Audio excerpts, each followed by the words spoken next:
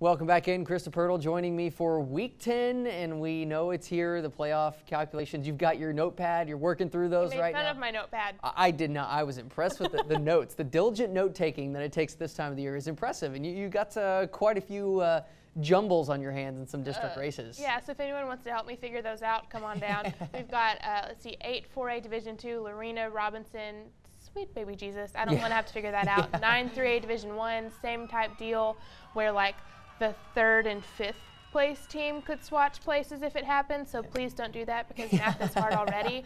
So yeah, it's just lots and lots and lots of math. We went to college for words, not for numbers. So yeah, my mom is a math teacher, and she's like, see, we told you algebra would come in handy. We'll go to 12-6A. That's one of those districts that has not only some intrigue at the top, but that 4th spot. There's a lot of jockeying for position there. But let's start at the top in that one. And we got Temple and Midway, a game that we've really been looking forward to for some time now. And Midway maybe started a little bit slow, but seems like they've caught their footing and they're ready to take on Temple in this game. Yeah, and Temple has had its footing all year long. Yeah, what's 6A? That's no problem for us. Yeah, the quarterback, really good. Even though he's like a tight end commit, they've got him. Their running backs, as we've talked about, their offensive line is great. Defensively, just goodness gracious. So the Midway offense is going to have its hands full because, I mean, their defense going up against that in practice has to help because their defense is also very good. But this Temple defense is also really good. So it's going to be a very fun game. It'll be my first trip down to Temple to cover a football game. All right, so yeah.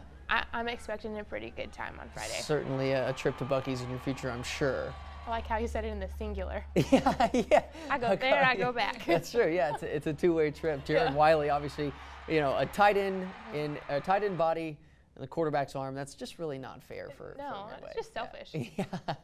Well, obviously a big week coming up for a lot of teams, and Clifton is one of those teams that we've seen. They just continue to just rise through the ranks, and they're a team that's making a lot of noise as the playoffs get closer. Yeah, I feel like I've had like a Clifton pom-pom or something since baseball because they're going to state. Yeah. And they do this, and then I feel like I've been cheering them on just from all the stories. But yeah, they're undefeated, which is huge. Their defense, as we've talked about, is very good. Their offense is also very good. They finally beat who was it, Lexington, who is a top 9 team. Yeah. So now it's like, all right, people are going to pay attention now, or do they have to beat somebody else?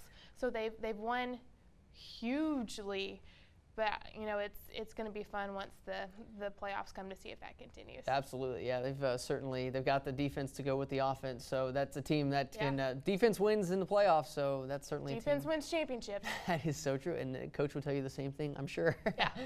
Well, Krista, thanks for stopping by. Another big week. We'll let you get back to your calculations, but I know you've got a big story coming up tomorrow in the trib that you're excited about. So make sure to pick up a copy of that tomorrow, and be sure to check out Fox 44 Friday Night Football Fever right here tomorrow night from 10 to 10:30. But until then, let's go and send it back to the desk.